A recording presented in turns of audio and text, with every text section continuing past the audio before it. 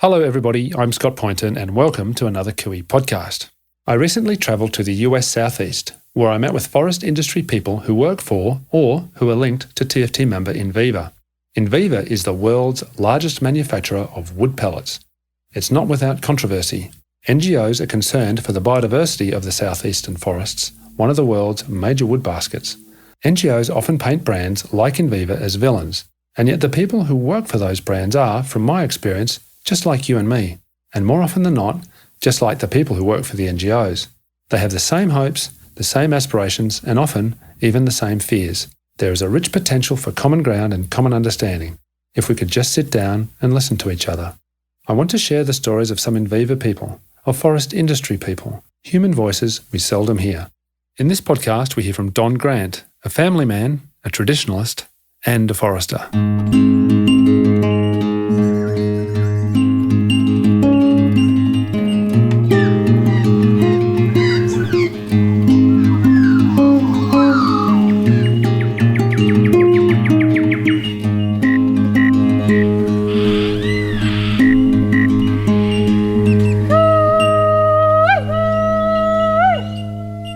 I'm talking today with Don Grant, and Don is the Regional Manager for Sustainability and Certification at Enviva. How are you, Don? I'm well. How are you today, Scott? I'm good. We've had a nice couple of days travelling about. We have. It's been great. We've interviewed everybody except you. Everybody but me. And now, I couldn't get out of it. Now you're trapped. You're the man. So we've got you as the last interview. So tell me about your job, Don. What does your job involve, mate? Yeah, my work at Enviva is centered around taking care of our various certification programs. We have a Sustainable Forestry Initiative fiber sourcing program, and then we also have all three chains of custody, FSC, PEFC, and SFI. My work is really focused on managing those programs, managing the processes and procedures that are associated with them, and then special sustainability projects that come up as we go along. Greenhouse gas certifications too? That's Kim Sasavsky. I think you met with Kim. Yeah. I'm not. That's way outside of my wheelhouse. Way too much math for me. So you've been with Enviva for 3 years. Tell me about your life before Enviva. How did you get? What was Don Grant's journey to arrive at Enviva? Yeah, that was a long journey, I guess. Where did you grow up, Don? I'm a little older. Yeah, I grew up in... How old are you? 53. 53, so. Okay. I was born in Maryland. My family originally is from West Virginia. And about the time I was 8, my parents decided to move back to West Virginia. But rather than the southern part of the state where they originated in the coal fields, moved to north central West Virginia in a very rural area. My journey really in working started as a construction worker. I guess for lack of a better term, since we don't have apprenticeships in the U.S. unless you're union, I apprenticed under my father. I would go to work in the summers and in the high school years. And when I graduated, that was the natural progression, was to go into construction work. And later when I was in my 20s, I was a foreman on commercial jobs, usually building hotels or nursing homes, buildings of some size, but always in kind of rural settings. Was this in the Appalachian Mountain area? Yeah. Mm-hmm. So as time went on, when I was 32, I had a wife and children, and construction was very sporadic, and I decided that we probably needed to pursue a different path. And you and I were talking, and you helped me remember the title of a book that I remembered reading when I was 12, and it was A Man Who Planted Trees. And I can remember reading that book and thinking that it was pretty cool that this fellow, he found what I would call his calling in life. He tended sheep as his vocation, but his avocation was something much greater. And when we moved from Maryland to West Virginia, my greatest joy was getting off that school bus, throwing the books in the kitchen on a counter, and getting up on that hill to see if I could find a squirrel or find a rabbit, and just enjoy being outside. Being in nature. Right. So even while I worked construction, there was always this desire to be doing something else. I was good at what I did, but it wasn't really what I wanted to do. And I think, unlike a lot of folks who figured out earlier, I'm a slow learner, I guess. It took me to 32 to figure out that I could make a living doing something I enjoyed and felt called into doing. And what did you do then? I left my construction job and enrolled in a small 2-year program, and later finished a 4-year degree, but went to work for a wood products company in West Virginia. Was that difficult to go back to school as it was, at that time of your life? Today, that would be called a mature age student. Yeah, we call them non-traditional. Yeah, because we're old. Because you're old, yeah. Was there a lot of those students amongst your course, or were you one of the old ones? I was one of the old ones, but I wasn't the only one. Okay. No, I guess it's not uncommon in more rural settings here. Folks may have more than one career in their life. When did you get married, mate? Now you're really 19. My wife and I married at 18. We actually graduated high school in May. High school sweethearts? We graduated high school in May. Both turned 18 in October and married in November of 1981. Wow. And I married my best friend. We've been together since 1981. And right. So we've been through a lot together. You're right. How hard is it to leave a paying job and go back to go to school? You've had 3 children. Did you have 3 kids by then? We did, and we had a mortgage and vehicle payments. Big challenge. Yeah. So my wife didn't work at the time, and she went to work, and I would go to school during the day and work at a split rail rail fencing manufacturing in the evenings. So I would come home, drop off my stuff at the house, change my clothes, and drive 3 more miles on up the road and start pointing rails or drilling posts or cutting up slabs until midnight, and then go back home and go to bed. Get up in the morning, try to get ahead of whatever work I had, and do it all again. Yeah. But you came out of that and you got a job in forestry. I did. Yeah, I worked for company, Trust Joyce McMillan. It was later bought by Weyerhaeuser. The company makes engineered wood products.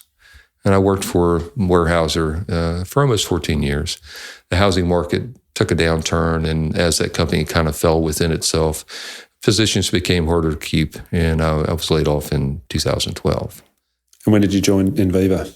In 2014. I worked a little bit on my own and took the opportunity to try to figure out where I wanted to work. I guess my beliefs and my faith and the things in my life that make me, it really doesn't lend me to just go to work for anyone. I really want to know that I can believe in what the company does, and I can believe in the company's message.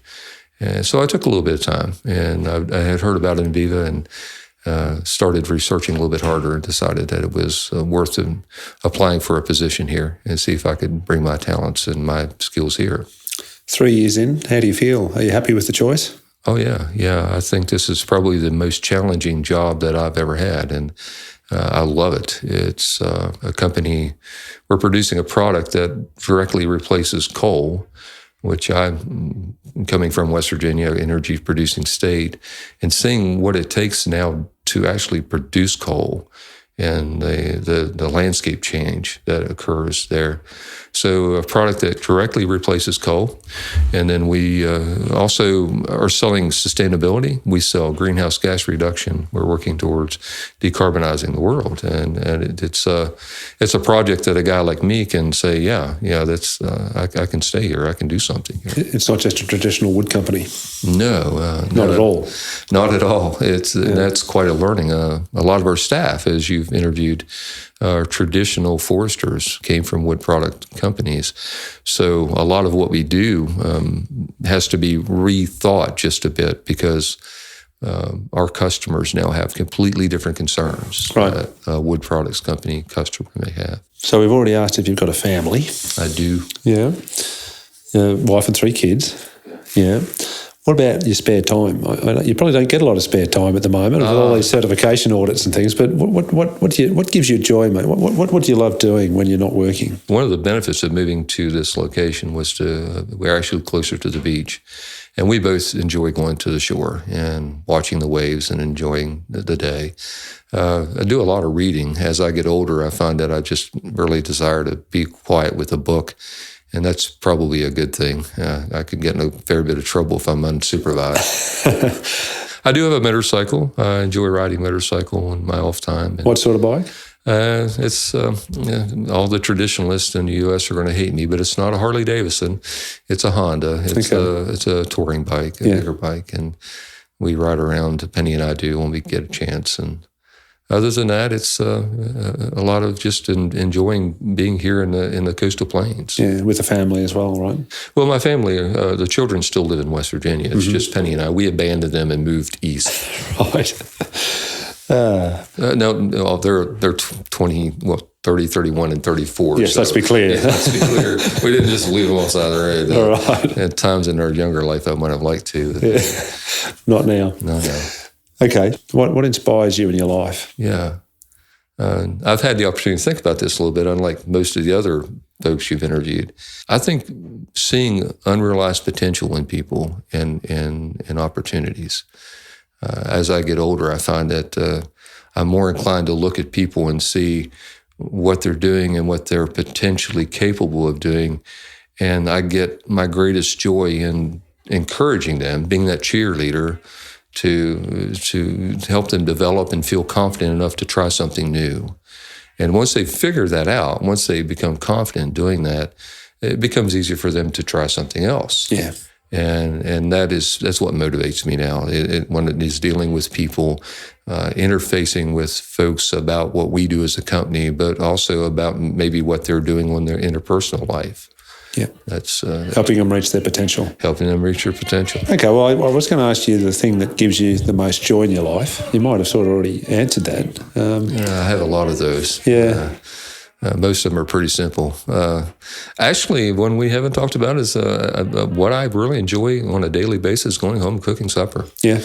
Just a guy that likes to go home and get out some ingredients and make something to eat and share it with my wife or whoever's in the house. But that is on a daily basis. That would be the most simple joy, I think, pleasure I get. The next question I've been finding is quite tough for people because I don't think they think about it very often. But I ask it because I think it's the highs and lows in life that we learn the most about ourselves and about the people that we're with. So, okay, we've heard about what gives you most joy, but what's your greatest disappointment if you look back on your life? Is there something where you think that was a terrible thing, or I wish that hadn't happened? What do you think you learned during that time? I guess there are a few. I guess the greatest disappointment and probably the greatest challenge that my wife and I faced together, and I think that it maybe gets into how we react to things that we go through in life. We lost a child. Our first child passed away when she was 10 weeks old. And I think that from that, it was a terrible thing to go through. But from that, you learn who you really are. And as a young couple, we learned that we really needed each other. And it was a disappointment, I think, sometimes to see how others reacted to that. And both of those things form, I think, the way I try to approach people. I'm really compassionate and trying to, do whatever I can to help someone I think is really trying. But then again, if I see someone that's just messing around and really just being difficult, I probably am pretty short with them. Give them a bit of a clip around the ear. Give them a clip around the ear, yeah. But nowadays, I think the greatest disappointment is again dealing with people and seeing how they can be kind of cruel to others, just maybe offhand or intentionally difficult to get along with when there's really no need to be. And that's a pretty disappointing thing to me. I have a tendency at times to say something which pull people up, might get you in trouble nowadays, but you never know. You're asking people to live to a different set of values, actually. Yeah. More traditional, I think. Yeah, I would say so. Yeah, I think that people deserve to be respected, and it doesn't matter who you are or where you are in life. We all deserve that same basic level of respect. What about the future? What hopes and aspirations do you have for the future, Don? Yeah, to live long enough that I actually can finish some things that I feel we've started here. Since I've come into this type of work way late in life, I think that the worry now is that I'll survive long enough to actually see some of the things we've done make a difference, as much like the book, Man Who Plants Trees. The fellow, he did get to see quite a bit of what his work led to, but in the end, he didn't get to see the full picture. And I think coming into this, and Enviva is such a young company too, so I can't feel too bad about it. But to see that we actually have made a difference in a sustainable supply chain energy source, that we have started making a difference in greenhouse gas reduction, that would be terrible to not live long enough to see that. So I think personally, what would be sad would be to not see my grandchildren grow up. And be with my family. You've got one already? I've got one already, Colin. Colin Noah Grant. Yeah, more on the way. Any hints from the children? No. You can decide when you have children, but you can't decide when your children have children. Right. So no, we're the one. What about? In the broader world, I ask people, what do they worry about? You've touched a bit on that, but there's a lot of tension in the world. I feel now, political tension. Yeah. The world seems to be a bit more traumatized and a bit tense, and just wonder what you think. Very polarized. Very polarized. What do you think about that? Yeah. Forgive us for the last election. We'll try. It was. I don't know. We had much better candidates, and they just didn't make it to the process. What worries me is that right now, short term, is that folks think that's who we are as Americans. And that couldn't be further from the truth. This isn't a reality TV show, and it's not just sound bites and getting one over on someone. So my concern in short term is that increasingly we're viewed as Americans as being that way. Now, I think you would find us to be pretty compassionate, caring, and sincere people. Long term, I don't know. There's a lot of still unrest in the Middle East that I worry about. That as an older guy, that we're just not quite thinking this through. We haven't figured out the best way to address people. Some you can, some are just never going to change. But some concern that can fester up again, and we're dealing with terrorist attacks. It's already kind of happened a little bit in the last week or so. Yeah, indeed. Last question. When the day finally comes, when you're going to hang up your boots, what do you think you'll do? What will I do? Wow, that's a tough question because I don't know. I'm probably one of these little guys that they're going to have to give me my gold watch and take my boots from me. You enjoy your work so much. I do. I can't imagine a time, at least right now, I can't imagine a time where I'm not doing something. If I hang up my boots and quit working at Enviva and retire, there will be something else. There will be another, something other I believe in that I've got to pursue and work on. And I'm one of these guys that you're going to find me dead in my car somewhere, I guess. Hopefully at a stop sign. Hopefully at a stop sign, and when you're about 98. Well, yeah. Now that's an aspiration. I keep telling Miss Penny, my wife, that my intent is to live to be 100, and my intent is for her to be there too. So, yeah.